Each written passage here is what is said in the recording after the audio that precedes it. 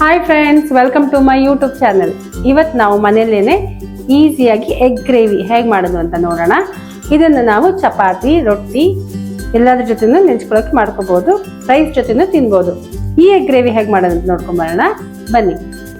Egg ಗ್ರೇವಿಗೆ ಬೇಕಾಗಿರೋ ingredients ಏನೇನಂದರೆ, ಮೊದಲಿಗೆ ಮೊಟ್ಟೆ, ಈರುಳ್ಳಿ, ಪುದೀನ, ಹಸಿಮೆಣಸಿನ್ಕಾಯಿ, ಕೊತ್ತಂಬರಿ, ಟೊಮೆಟೊ, ಶುಂಠಿ ಬೆಳ್ಳುಳ್ಳಿ ಪೇಸ್ಟು ಮತ್ತು ಚಕ್ಕೆ, ಲವಂಗ, ಒಂದು 4 ಮೆಣಸು ತೊಗೊಂಡಿದ್ದೀನಿ.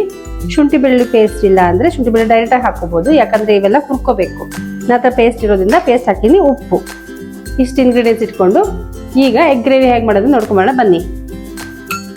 ಮೊದಲಿಗೆ ನಾವು ಒಂದು ಪಾನಿಗೆ ಎಣ್ಣೆ ಹಾಕೊಂಡ್ಬಿಡೋಣ. ಒಂದು ಸ್ಪೂನು ಎಣ್ಣೆ ಹಾಕ್ಕೊಂಡು ನಂತರ ಈರುಳ್ಳಿನ ಹುರ್ಕೋಬೇಕು. ನಾವು ಕೊಯ್ದಿಟ್ಟಿರೋಂಥ ಈರುಳ್ಳಿನ ಹುರ್ಕೋಬೇಕು.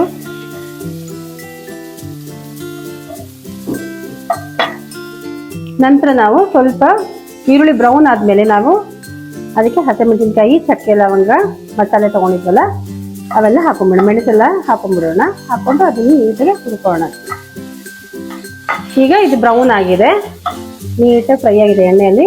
ಇದಕ್ಕೆ ಪುದೀನನೂ ಹಾಕೊಂಡ್ಬಿಡೋಣ. ಪುದೀನನೂ ಹಾಕ್ಕೊಂಡು ಸ್ವಲ್ಪ ಫ್ರೈ ಮಾಡ್ಕೋಣ ಅಂತ. ಈಗ ಫ್ಲೇಮ್ ಆಫ್ ಮಾಡ್ಕೊಂಡ್ಬಿಡೋಣ. ನೆಕ್ಸ್ಟ್ ಇದು ಆರಿದ್ಮೇಲೆ ನಾವು ಇದನ್ನ ಮಿಕ್ಸಿಗೆ ಹಾಕೋಣ. ಈಗ ಇದು ಆರಿದ್ಮೇಲೆ ನಾವು ನೀಟಾಗಿ ಮಿಕ್ಸಿ ಮಾಡ್ಕೋಣಂತೆ.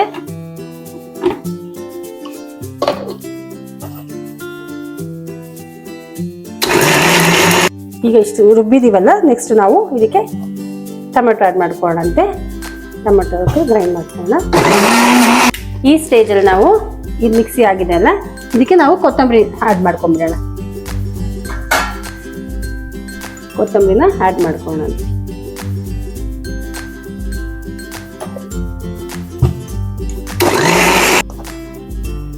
ಈಗ ನೋಡಿ, ಈ ಥರ ಫೈನ್ ಪೇಸ್ಟ್ ಆಗಿದೆ. ಈಗ ನೆಕ್ಸ್ಟ್ ಹೇಗೆ ಮಾಡೋಣ ಅಂತ ನೋಡೋಣ ಬನ್ನಿ. ಇದೇ ಪಾನಿಗೆ ನಾವು ಒಂದು ಸ್ಪೂನು ಎಣ್ಣೆ ಹಾಕ್ಕೊಂಡು ನಾವು ಕೊಯ್ದಿಟ್ಟಿರೋಂಥ ಈರುಳ್ಳಿನ ಹಾಕೋಣಂತೆ. ಫಸ್ಟ್ ಒಗ್ಗರಣೆ ಕೊಡೋಣಂತೆ. ನಾವು ಕೊಯ್ದಿಟ್ಟಿರೋ ಈರುಳ್ಳಿನ ಹಾಕ್ಕೊಂಡು ಸ್ವಲ್ಪ ಈರುಳ್ಳಿನ ಫ್ರೈ ಮಾಡ್ಕೊಂಡ್ಬಿಡೋಣ. ನಂತರ ಶುಂಠಿ ಬೆಳ್ಳುಳ್ಳಿ ಪೇಸ್ಟ್ ಹಾಕೋಣ. ಶುಂಠಿ ಬೆಳ್ಳುಳ್ಳಿ ಪೇಸ್ಟನ್ನು ಸ್ವಲ್ಪ ಎಣ್ಣೆಲಿ ಹುರ್ಕೊಳ್ಳೋಣ. ಮತ್ತು ಫ್ರೈ ಆದಮೇಲೆ ನಾವು ಮಿಕ್ಸಿ ಮಾಡಿರೋಂಥ ನಮ್ಮ ಪೇಸ್ಟನ್ನ ಮಿಕ್ಸಿ ಮಾಡಿ ಇಟ್ಕೊಂಡಿರೋಂಥ ಪೇಸ್ಟ್ನ ಹಾಕೋಣ.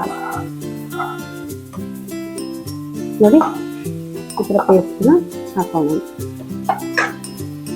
ಈಗ ಒಂದು ಸ್ವಲ್ಪ ಅರಿಶಿನ ಪುಡಿ ಹಾಕೋಣಂತೆ. ಅರಿಶಿನ ಪೌಡ್ರ್ ಹಾಕ್ಕೊಂಡು ನೀಟಾಗಿ ಮಿಕ್ಸ್ ಮಾಡ್ಕೊಂಡ್ಬಿಡೋಣ. ಈ ಕನ್ಸಿಸ್ಟೆನ್ಸಿಲಿ ಈಗ ನಾವು ಉಪ್ಪು ಹಾಕ್ಕೊಂಡ್ಬಿಡೋಣ.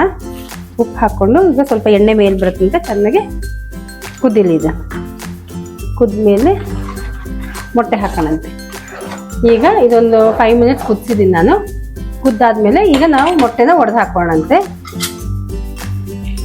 ಮೊಟ್ಟೆ ಬೀಟ್ ಮಾಡ್ಕೊಂಡು ನೋಡಿ, ಈ ಥರ ಲೋ ಫ್ಲೇಮ್ ಮಾಡ್ಕೋಬೇಕು. ಲೋ ಫ್ಲೇಮ್ ಮಾಡಿಕೊಂಡು ಈ ಥರ ಮೊಟ್ಟೆ ಹೊಡೆದು ನಿಧಾನಾಗಿ ಈ ಥರ ಬ್ರೇಕ್ ಮಾಡಿ ಒಂದೊಂದೇ ಕಡೆ ಬಿಟ್ಬೇಕು ಮೊಟ್ಟೆನ. ಈಗ ನಾವು 5 ಮೊಟ್ಟೆನ ಹೊಡೆದು ಹಾಕಿದ್ದೀನಿ. ಇದನ್ನೀಗ ಸ್ವಲ್ಪ ಲೋ ಫ್ಲೇಮ್ ಮಾಡಿ ಒಂದು 5 to 10 ಮಿನಿಟ್ಸ್ ಲೋ ಫ್ಲೇಮಲ್ಲೇ ಬೇಯಿಸ್ಕೊಳ್ಳೋಣ. ಫ್ರೆಂಡ್ಸ್, ಈಗ ನಮ್ಮ ಎಗ್ ಗ್ರೇವಿ ರೆಡಿ ಇದೆ. ಸರ್ವ್ ಮಾಡೋಣ.